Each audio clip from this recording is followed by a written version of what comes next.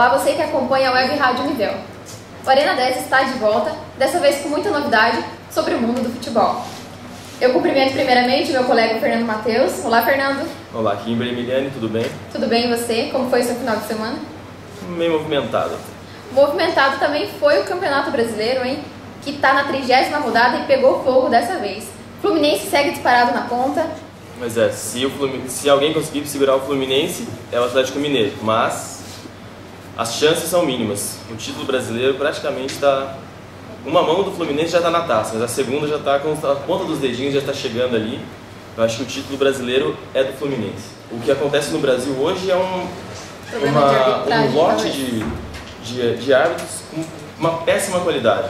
E a CBF toma medidas que, ao invés de melhorar, estão piorando a situação, porque já tem poucos árbitros e os que tem, eles estão afastando. Ou seja, vão vir mais árbitros e com menos qualidade para as próximas rodadas do Brasileiro. E agora são rodadas finais, rodadas decisivas, e quanto mais se chega ao final, o Brasileirão, a gente precisa de árbitros com mais critério, árbitros com mais pegada nessas últimas rodadas. Outro jogo importante da 30ª rodada também foi o jogo entre o segundo colocado do campeonato, que é o Atlético Mineiro. Um jogo não tão difícil, né? Foi até fácil ganhar do Sport, que está lá na área de rebaixamento, mas esses 3 pontos valeram muito para o Atlético Mineiro, que está ali na cola do Fluminense, né?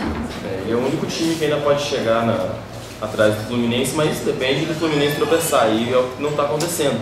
Nos últimos 8 jogos, o Fluminense ganhou todos eles. Ele vem com um aproveitamento muito bom. Só para situar o ouvinte aí que não sabe muito bem da pontuação do Campeonato Brasileiro, o Fernando comentou antes que ele acredita que o título é do Fluminense esse ano. Até porque a gente está na 30ª rodada e o Fluminense está disparado 10 pontos à frente do Atlético Mineiro. Isso é uma significativa vantagem, eu diria, né? Com certeza. E não só pelo número, pela pontuação dos dois clubes, mas pela campanha que ele vem apresentando. Como eu citei antes, são 8 rodadas em que ele não perde nenhum dos jogos e joga com muita autoridade, principalmente dentro de casa, que não é dentro de casa, né, como o Maracanã está em reforma. O Engenhão, os jogos dentro do Engenhão são muito bem aproveitados.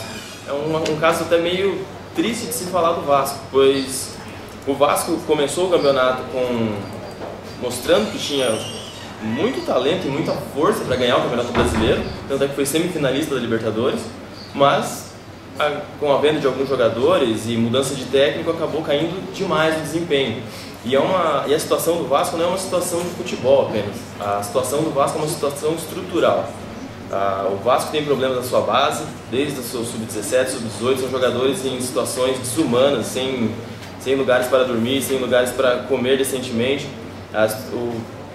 Os recursos que o Vasco possui hoje não são destinados ao clube.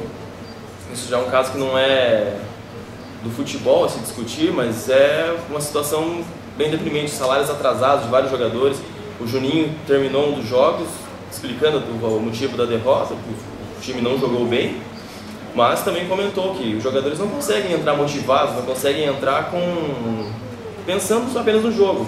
Algum funcionário que entra em campo, que vai para a sua empresa e não recebe o salário, ele vai entrar com uma certa dificuldade, ele tem os seus problemas para resolver também. Pulando agora lá para a parte de baixo do campeonato, o Palmeiras ainda se encontra numa situação difícil, 27 pontos ganhos, a mesma pontuação do Sport, porém com uma vitória a mais. É uma situação preocupante ainda do Palmeiras.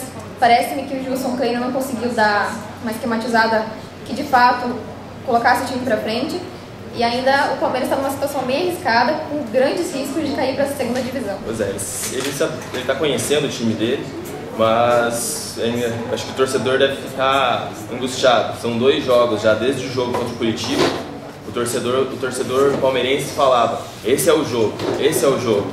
Aí passou para a próxima rodada, esse é o jogo. Agora faltam 8 rodadas para o fim do Brasileirão. Desses 8 jogos, o Palmeiras precisa vencer 6 deles. Se não vencer esses 6 e torcer com a combinação de alguns dos outros resultados, vai para a Série B. Que inclusive na próxima rodada enfrenta o Bahia, e o Bahia também está lutando para não entrar nessa zona da degola. É um time que é muito mais consistente que o Palmeiras hoje, está jogando muito bem dentro de casa, e o Palmeiras vai até lá para jogar com eles. Ok. Sobre o Campeonato Brasileiro, agora nós vamos para a Seleção Brasileira. Nos últimos dias, tivemos um amistoso entre Brasil e Iraque, uma goleada de 6-0. Foi até fácil, né, Fernando? Não foi uma coisa muito difícil, um jogo muito na verdade, tático. o que a gente bateu muito, a gente conversou muito sobre isso, é o problema de uma reta final de um Campeonato Brasileiro, a CBF prejudicar tanto os times nacionais, tirando tantos jogadores dos seus clubes em reta final, como Santos, como Fluminense, como times que estão ainda disputando alguma coisa no campeonato, para jogos contra a seleção como Israel, agora contra o Japão. Tudo bem, o Japão é o 21º na lista no ranking da FIFA, está 10 posições atrás do Brasil, mas o Mano Menezes ele podia criar algumas situações diferenciadas. Todos os jogos o Neymar entrou como titular. Ok, ele é um jogador que vai ser muito importante na jornada da seleção. Mas você já imaginou se por acaso não tem o Neymar? A gente tem que montar um esquema diferente. Ele poderia poupar o Neymar para ajudar o Santos, para ajudar o jogador, porque ele também está jogando todos os jogos, está se desgastando. Ele teve que viajar direto da Polônia para o Campeonato Brasileiro, vai jogar o jogo em seguida, após a viagem. Aí você pensa, pô, será que não poderia criar um cenário diferente, um esquema diferente, sem esse jogador, não dependendo tanto dele? É um ponto a se pensar. É uma incógnita que o Mano Menezes tem que resolver. Bom, na última terça-feira, o Brasil enfrentou o Japão lá na Polônia e fez um resultado consistente, né? 4-0, o Japão, que é um time forte, tem jogadores no seu time que jogam na Europa, no Manchester United, Real Madrid, no Inter de Milão. E o Brasil acabou batendo o Japão por 4-0. O Kaká voltou muito bem. Nos últimos 2 jogos ele entrou muito bem. O Kaká é o grande X da questão. A seleção brasileira tem jogadores muito jovens. E toda a Copa do Mundo o Brasil levou mais de um jogador, 3 jogadores que vestiram a camiseta e falaram assim, não, eu resolvo. O Brasil hoje não tem. Esse jogador é o Kaká. Ele na última Copa do Mundo, ele não foi o responsável por liderar a seleção, mas a seleção brasileira precisa de um líder. E esse líder hoje é o Kaká. Ele já participou da Copa do Mundo, ele sabe qual é o clima, ele é um jogador de extrema qualidade, ele sabe muito bem jogar bola. Ele está numa má fase no Real Madrid, por motivos de lesões, por motivos de ter um técnico que tem muitas peças em seu time e acaba deixando o Kaká como uma segunda opção. Tudo bem, o Ozil está jogando muita bola, o Cristiano Ronaldo também joga muita bola, ele fica em segunda opção. Mas para a seleção brasileira, ele é uma das principais peças para a Copa 2014.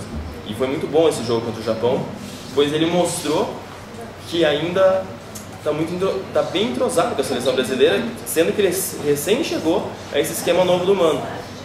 Jogou muito bem com o Oscar, criou muitas jogadas de linha de fundo, criaram muitas possibilidades de gol. Isso dá pra ver, mostrou pra gente que ele ainda é o camisa 10 da seleção brasileira. Exatamente, os bons entendedores de futebol comentaram após esse jogo que agora o Mano Menezes teve um certo alívio por esse resultado, né? Conseguiu, pelos últimos tempos, as más atuações do Brasil, mas agora com a volta do Kaká, o Neymar deixa de ser a estrela principal do time, que agora está canalizado. Não deixa, o Brasil tem muitas estrelas, esse é o problema, a gente não esquecer um pouco isso, descer desse salto e colocar a rapaziada para jogar bola. Vamos jogar bola e vamos ganhar jogo. A grande questão agora é desafiar esses jogadores, é fazer esses jogadores que estão criando uma cara nova para o time serem desafiados. Jogar contra Israel, contra a China, contra o Japão parece fácil, e é fácil para jogadores como o Brasil. Precisamos desafiar esses jogadores com jogos mais difíceis agora. Exatamente. O próximo amistoso do Brasil acontece no mês que vem, de novembro, lá nos Estados Unidos. Bom, Fernando, obrigada mais uma vez. Esse foi o Arena 10 de hoje. Nós voltamos a qualquer momento com mais uma edição. Obrigada a você, ouvinte, pela companhia. Não esqueça de acessar nas redes sociais, o nosso blog, arena10.blogspot.com, e nosso Facebook, 10arena, facebook.com/10arena. E ainda o nosso Twitter, @10arena. Isso aí, valeu.